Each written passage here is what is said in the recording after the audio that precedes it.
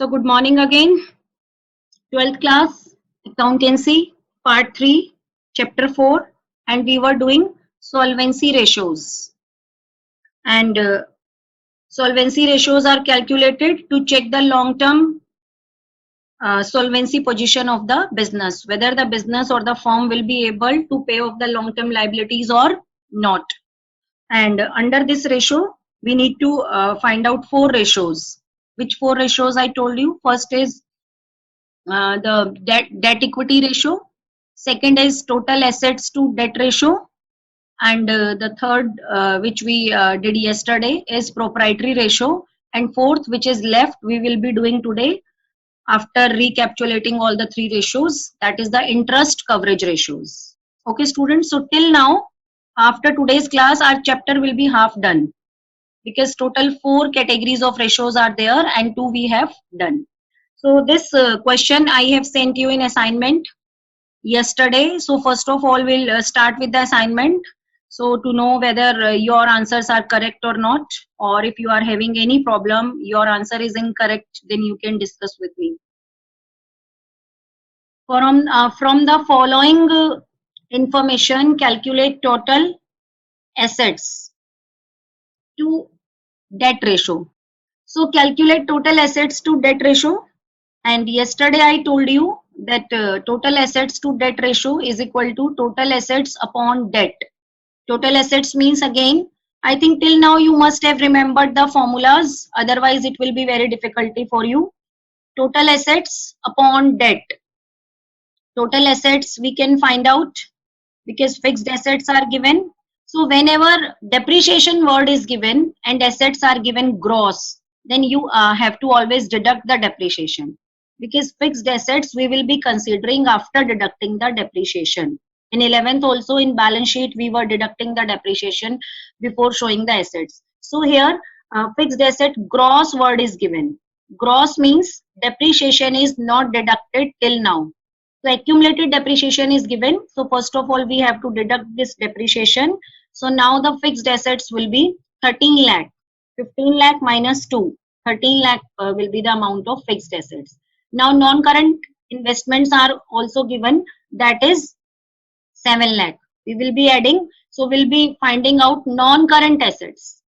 Okay, so non-current assets 15 lakh minus 2 lakh plus 7 lakh, that is equal to 20 lakh, or alternatively you can put all the figures in the balance sheet and you will be able to know the hidden figure. Okay students, because here we need total assets as well as the debt. Debt means only the non-current liabilities. So now the current assets.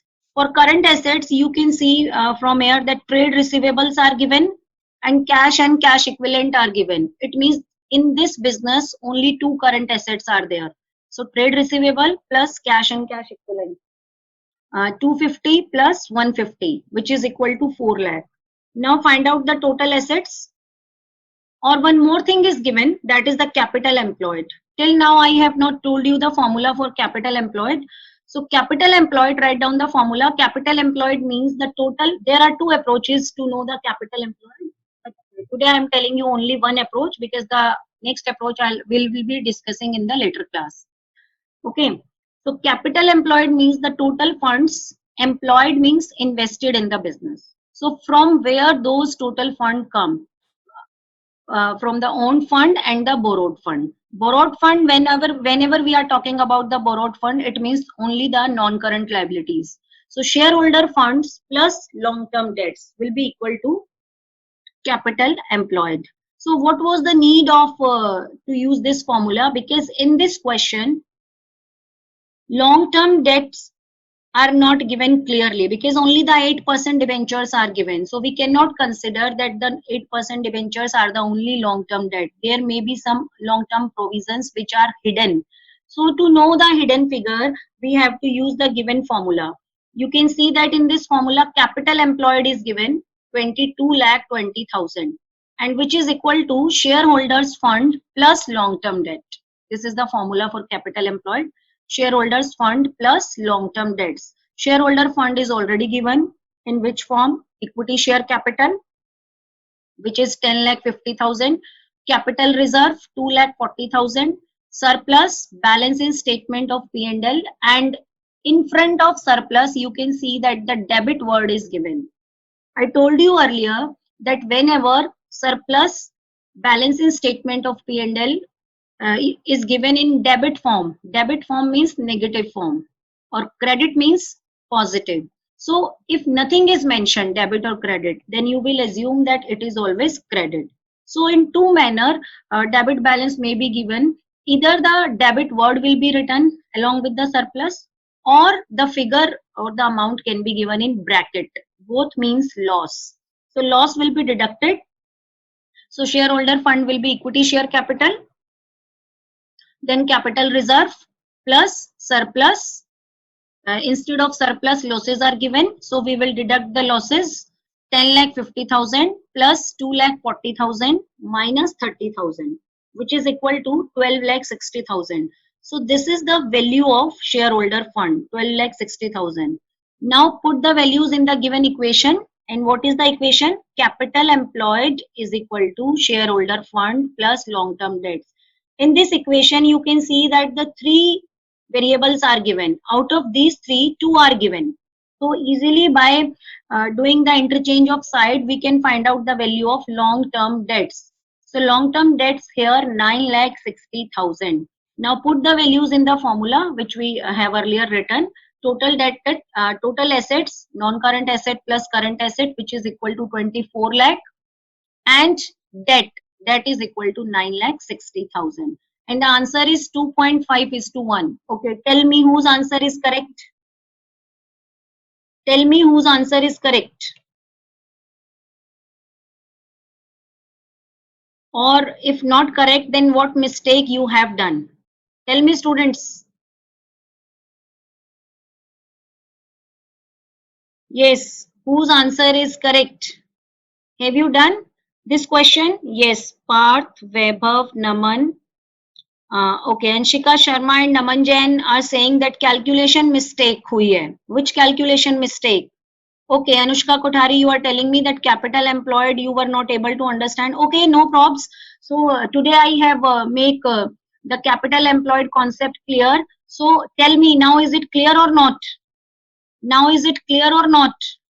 Earlier, yesterday I had not introduced the concept of capital employed, but today I have introduced. So tell me, is it clear?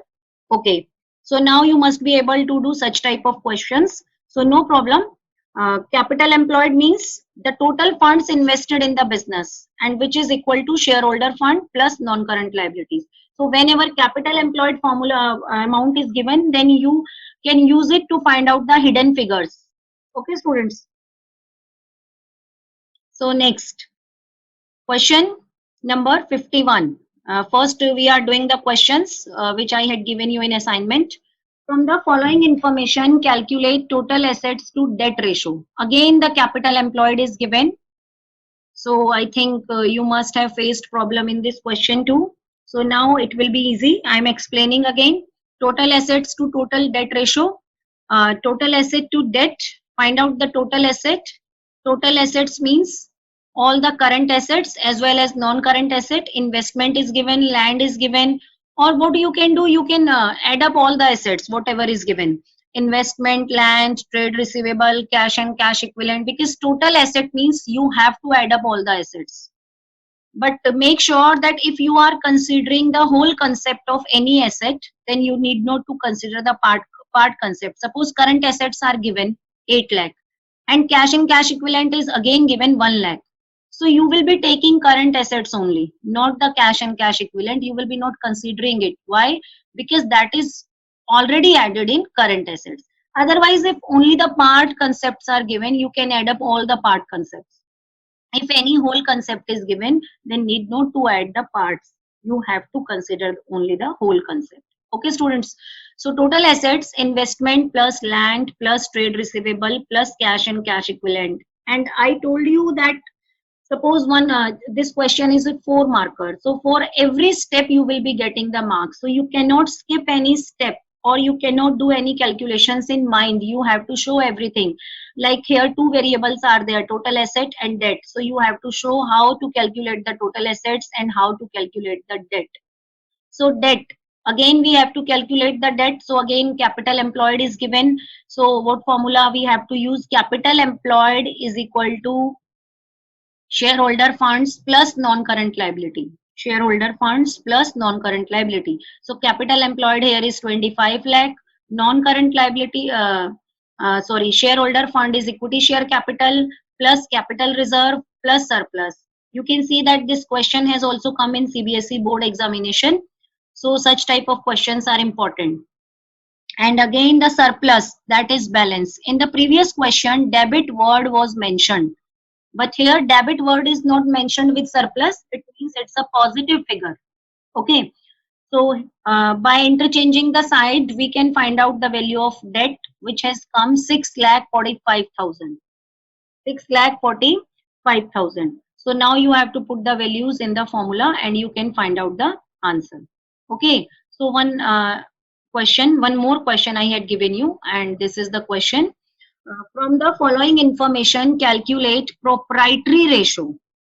Proprietary ratio, yesterday we did proprietary ratio 2, and the formula for calculating proprietary ratio is shareholders fund or equity upon total assets.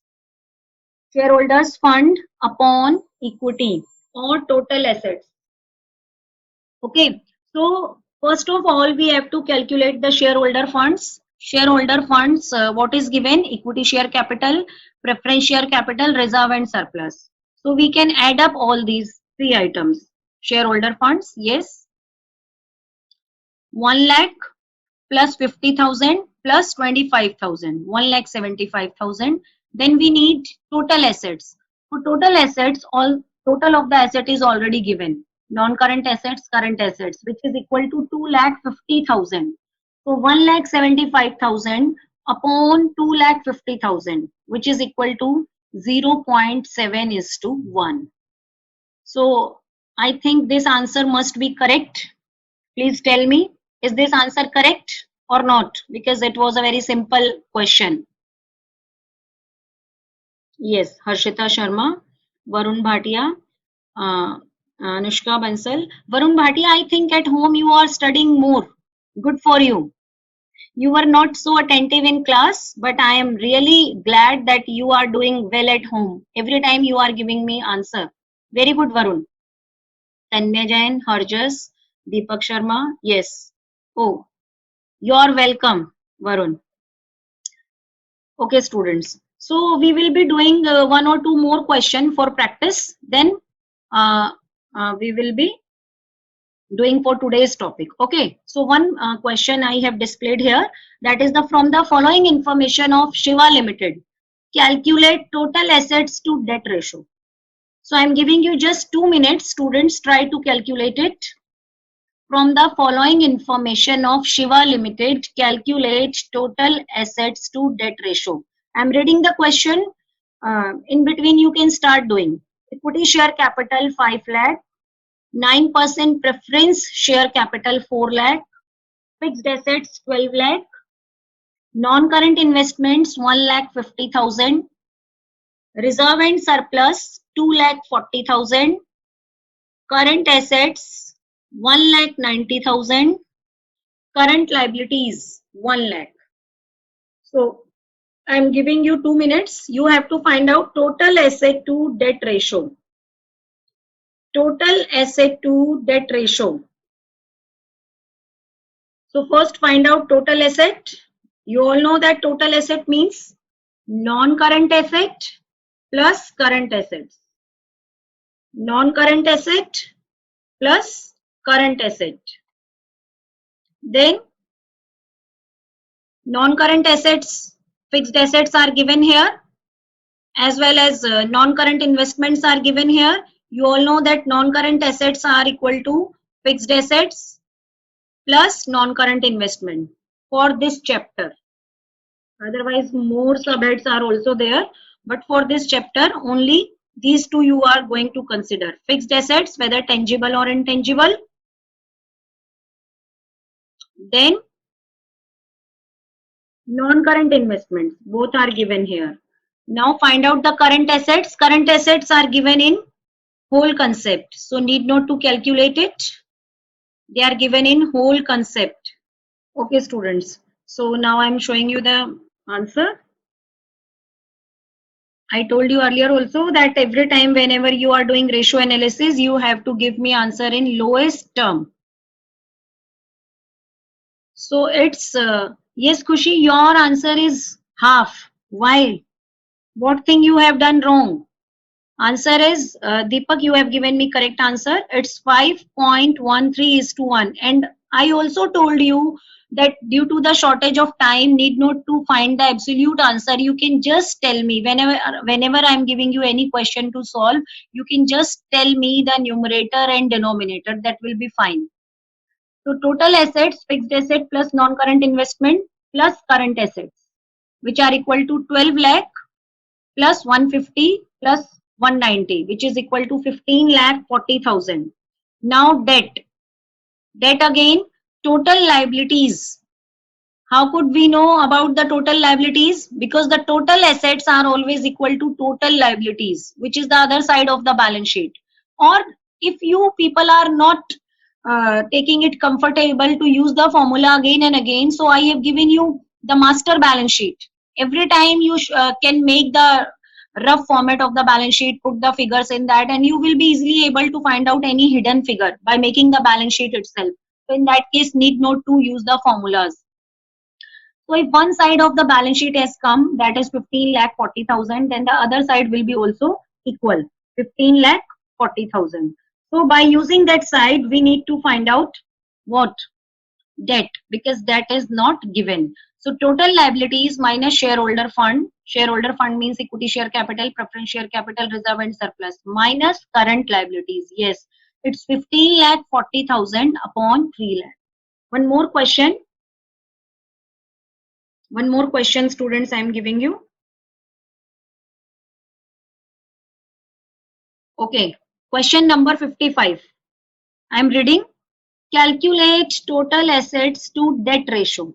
Again, total assets to debt ratio. Total debt is given 48 lakh.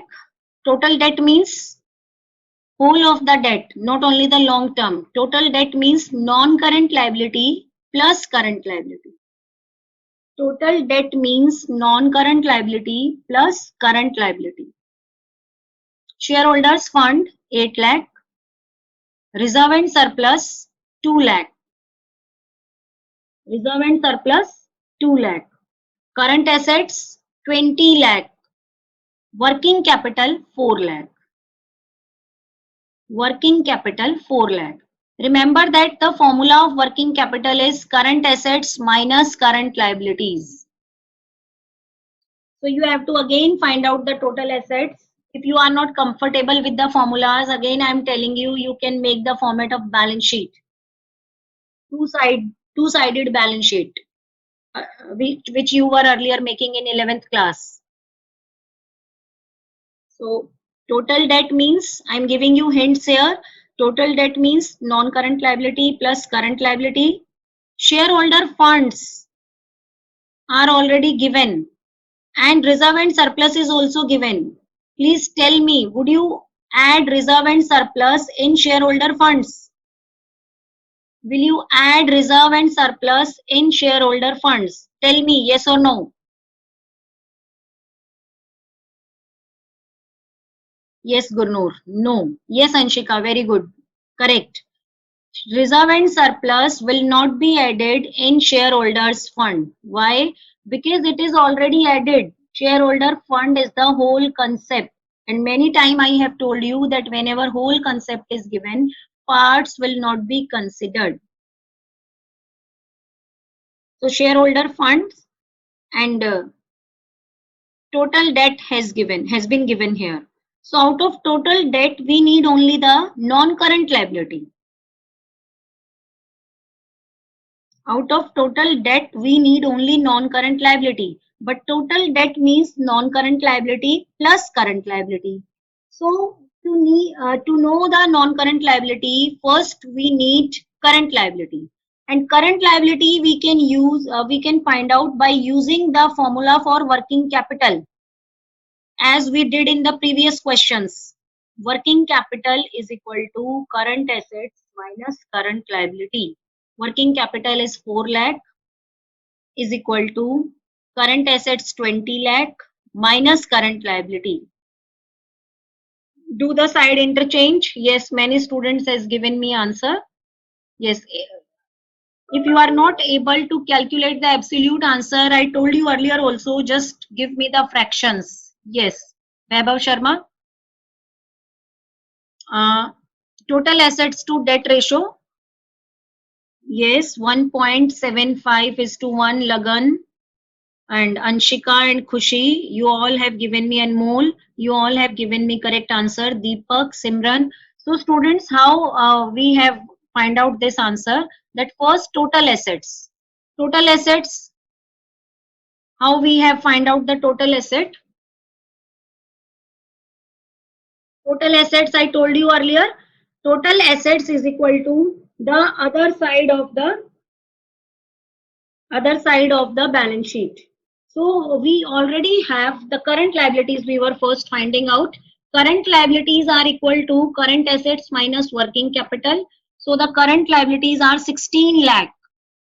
Current liabilities are equal to 16 lakh. So total debt equal to total debt minus current liabilities. 48 lakh minus 16 lakh. So total debt, not the total debt, only the debt is equal to 32 lakh. Because total debt is given here 48 lakh minus current liability, which is 16 lakh. So the answer will be 32 lakh. Now find out the total assets. Total asset means the other complete side of the balance sheet is given. So the total of that side will be equal to total assets. Because in liability side, what three heads are there? Shareholder fund, non-current liability, current liability. Shareholder fund is given 8 lakh and total debt means current plus non-current, which is 48 lakh. So easily we can find out the total of the balance sheet, which is 56 lakh. Okay. So now without wasting more time, as very less time is left for class, so I'll be sending you questions for assignment. So I'm going with the last today's last topic, which is the interest coverage ratio. It is the last ratio of the solvency ratios. Interest coverage ratio, and remember this, the answer of this ratio we will be writing in times, not in the pure form like earlier we were doing 2:1, 3:1. So the answer of this ratio will come in times. So interest coverage ratio is the ratio which establishes the relationship between net profits before interest and tax and interest on long-term debts. It is the ratio which establishes the relationship between, in short, we can say NPBIT. NPBIT, which means net profit before interest and tax. NP net profit, B before I interest and tax. So to find out this ratio, we will be considering the net profits before interest and tax. Like when we were calculating the net profits, then we have deducted all the expenses along with the interest. Then we are getting the net profits, and on those profits, tax is paid. Okay, on those profits, tax is paid. So tax is always paid after paying all the other indirect expenses as well as direct expenses. So whatever is the net results of the business, on that result taxes are paid. Divided by interest on long-term debt. Divided by interest on long-term debts. How you would be able to find out the interest on long-term debt? Suppose 8% debentures are given in question. 8% debentures of rupees 1 lakh. So it means what is that 8%? That 8% is rate of interest. So it may be given in the question, interest calculated may be given in the question, or you need to calculate the interest on the long-term borrowings. Suppose 10% loan from bank is given. It means you have to calculate 10% interest on the given loan. And if time period is mentioned, that when you have taken the loan, then you have to consider the time period. Okay. Otherwise, you have to consider for full year. So by calculating this ratio, the firm would be able to know whether the firm is able, or the lenders, especially this ratio they are calculating, whether the firm is having or the business is having enough profits to pay the interest. Suppose you are a banker and a one business firm has come to you to take loan. So you must be interested in knowing the financial position of the business as well as the profits of the business. Why? Because as a banker, as a lender, you will be interested in taking back interest on regular intervals, as well as you will also be interested in getting back your principal amount. Okay, so whether the business will be able to give you back your principal amount, this thing can be calculated by using the earlier three ratios: debt equity ratio, total asset to debt ratio, or proprietary ratio. But now suppose the banker wants to know whether the business will be able to pay interest or not. So for knowing this thing, they will be calculating interest coverage ratio. Suppose your net profits are 1 lakh and interest you need to pay is 10,000. So the ratio will be 10 times. It means your business net profits are 10 times of the interest. It means they will be easily able to pay off the interest on time. There is a great margin in between the profits and the interest to be paid. So now higher the ratio means the better position for the lenders. They will not hesitate to make the payment to grant the loan to the business units. And the lower the ratio means risky position of the lenders. Business firm in future may not be able to pay off the interest. Suppose the ratio is 2:1. It means profits are 2 lakh and the interest paid by the business is 1 lakh. And in future, when you will be granting them loan, so they need to pay the higher interest, because the previous interest they need to pay, as well as the interest on the future loan they have to pay. So the total interest amount is going to rise. So in that case, if the profits are remain same in the next year, then it will very difficult for the business to pay off the interest. So for every ratio, I am telling you that higher the ratio is better or lower the ratio is better. You have to understand all these things, when the higher ratio is better, when the lower ratio is better. Why? Because these type of questions can be asked in one marker MCQ, or with the given question also. Comment section may be there that you have to comment on the situation of the business. Okay, students. So the formula is net profit before interest and tax upon interest on long term debt, and the answer will be in times. So high ratio is considered better for the lenders as it shows higher margin to meet interest cost. So now we are doing one question, like in example number 63. Prakash Limited has a long term loan of rupees 10 lakh. Long term loan. Interest on the loan for the year is 1,25,000. It is already given, calculated given. And its net profit before interest and tax. Before interest and tax, this is also given, 5 lakh. So what you have to do? You have to just put the values in the formula and find out the answer. So NPBIT, net profits before interest and tax upon interest on long term debt. Interest you have to consider, not the loan amount.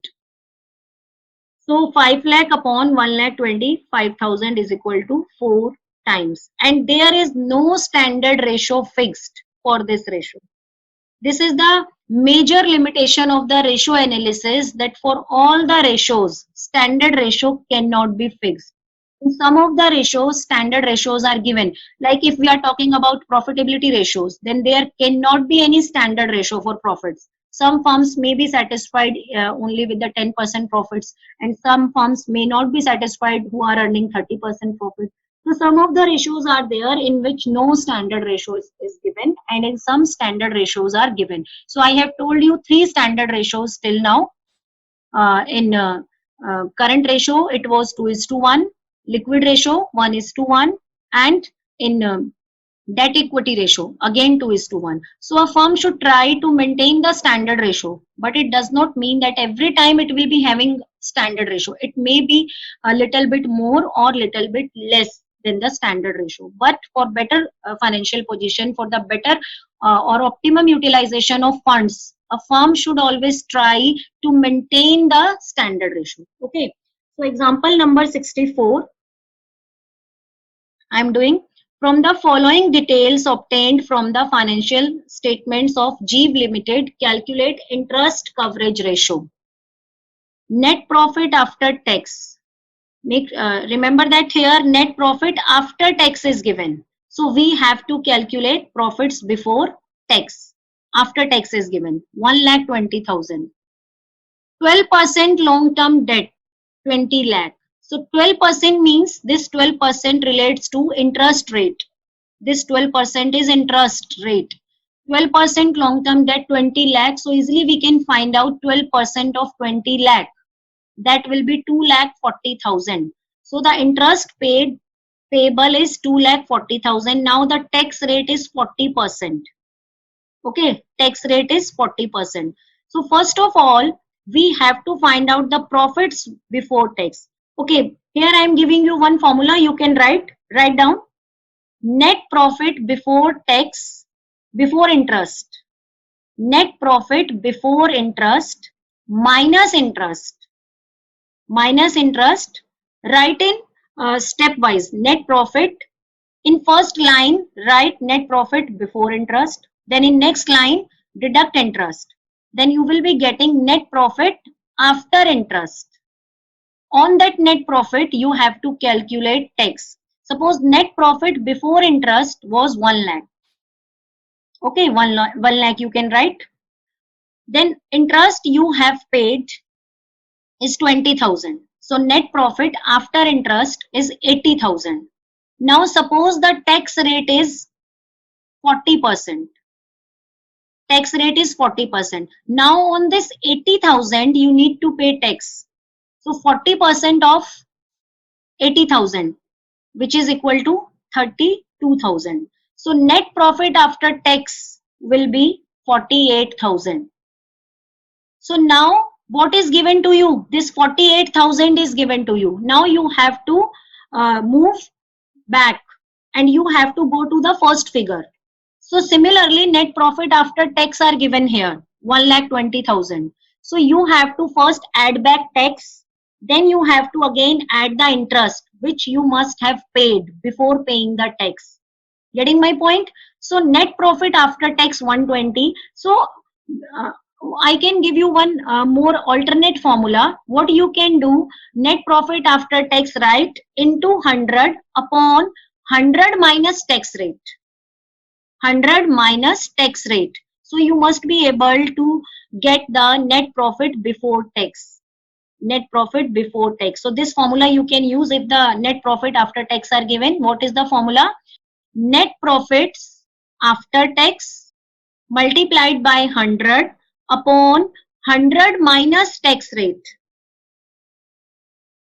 Math students must be taking it easy, because for them such type of formulas are very easy, or you can use the unitary method to know the profits before tax. So here the profit before tax have come, which is equal to 2 lakh. So need not to do the very lengthy formulas. So you can just apply this formula. What is the formula I told you? Net profit into 100 upon 100 minus tax rate. Tax rate here is 40%. So the net profits before tax you have got, which is 2 lakh. Now add back interest in this. So what is the amount of interest? 240. 2 lakh plus 240, which is equal to 440. Now what is this 440? Net profit before interest and tax, which is required in the formula.